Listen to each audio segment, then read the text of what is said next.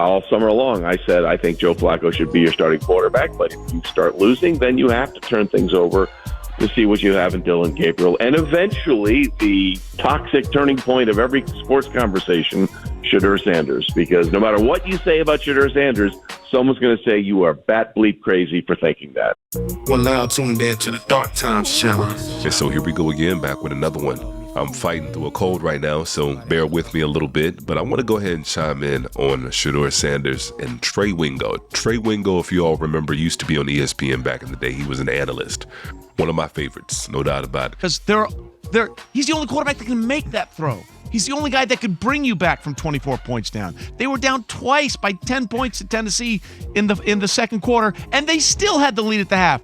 That ain't happening with Alex Smith, man. And he had a chance to chime in on the whole Shedeur Sanders conversation on the Fan 92.3 Cleveland radio, and he didn't hold back. I'm going to go ahead and play the clip, and of course, I'll come back in and chime in.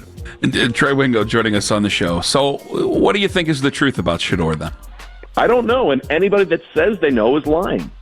That's the bottom line. Well, maybe they're just wrong. Could they just be wrong? Yeah, well, right, but I mean, but if you, yes, they could be wrong. But if you say you know, based on what? What are you basing it on? Gut feeling, to be honest with you. That's about as far as it is. There it is. There is no empirical data to suggest that he's going to be great or that he's going to be terrible, right? Let's go, and people will say, well, he was the highest-rated college accuracy quarterback of all time. I went through the list. Do you want to go through the list of the most accurate college quarterbaks of all time? Yeah, honestly, yes, please. Okay, I got to find it, but it's for example, there's only of the top 20, there's only two guys that you would say, wow, for sure. Are there like two Hawaiian quarterbacks on there? Yeah, Colt Brennan, Colt Nose, Graham Harrell. I mean, there's a couple of guys I've never even heard of. Now, Joe Burrow is the 12th most accurate quarterback in college football history, and Baker Mayfield was the 15th. That's it. Out of the top 20, those are the only ones that were surefire successes or have been surefire successes in the NFL. Right. And oh, by the way, Baker took a while to get there. And then people will also say, well, he won the John Unitas Award. Go look at the winners of the John Unitas Award. It's not exactly a list of Hall of Fame quarterbacks. Now, I want to be clear to people who are now driving into a bridge abutment by listening to me say this in Cleveland, okay? You need to listen to what I'm saying. I'm not suggesting he's going to be terrible.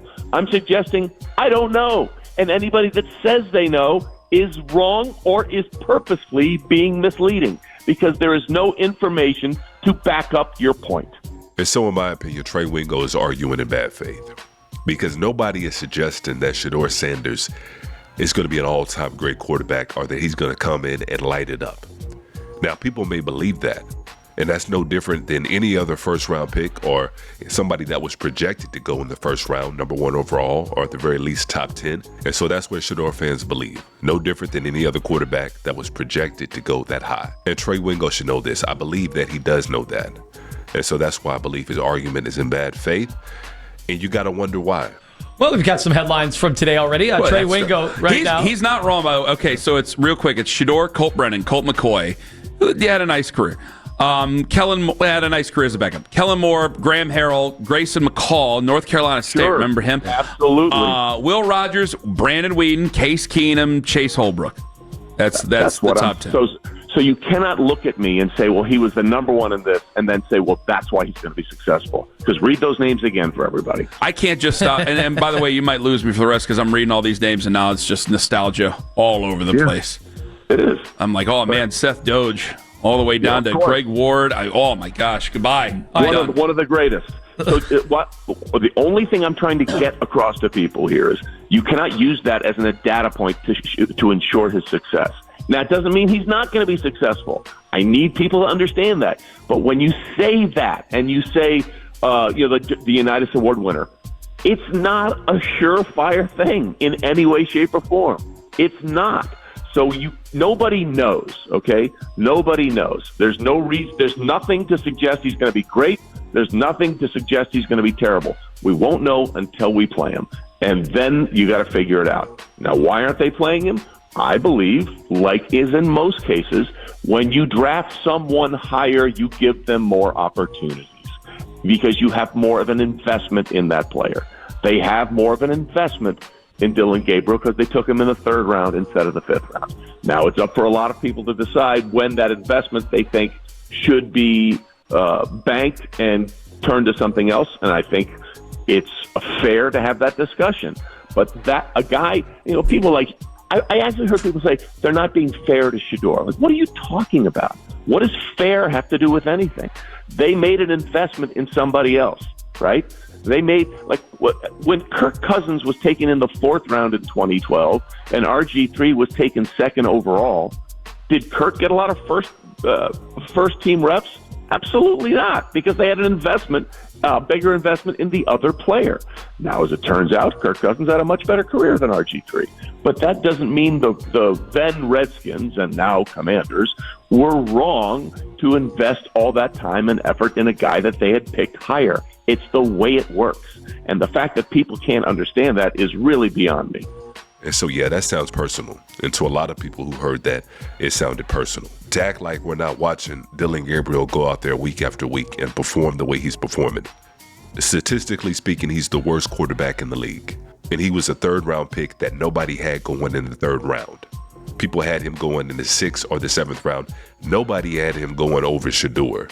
And so it's a completely different circumstance than what he's trying to lay out. He's trying to act like Dillon Gabriel was the better prospect coming out of college, when anybody and everybody will tell you differently.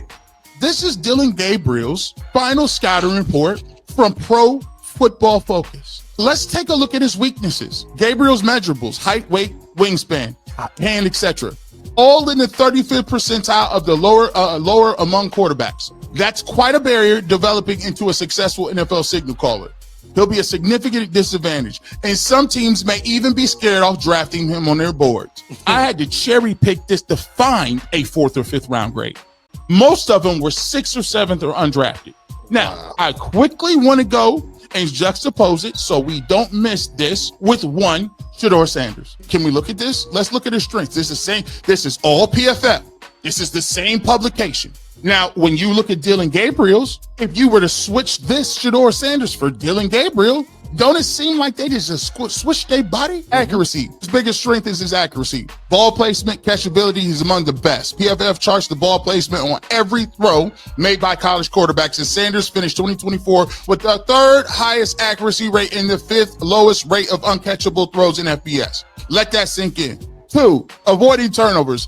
For the people that say he plays street ball and he just doesn't know how to get out the huddle on time, avoiding turnovers. Sanders handled the most dropbacks under pressure in FBS, nearly 20 more than the 2nd most. Even when he didn't have the time, he showed the ability to stand and deliver in crowded pockets. Sanders' 86.9 PFF passing rate when under pressure with time to throw under 2.5 seconds, rate 3rd in college football this past season. And once again, Trey Wingo knows this. He's in the sports world. He probably knows better than we do. And so he's arguing in bad faith. And like I said, you got to wonder why. Maybe he and Kevin Stefanski go to the same church.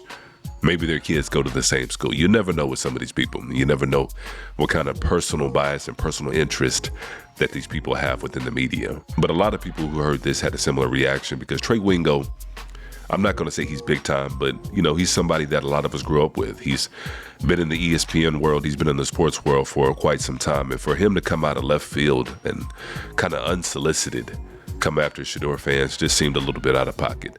But those are my thoughts on it anyways. I'm going to go ahead and go somewhere and try to drink me some Robitussin or something and try to get over this cold. And if you haven't done so already and you've been enjoying the content so far on this channel, make sure you guys go ahead and hit that subscribe button for me. And as usual, peace and chaos.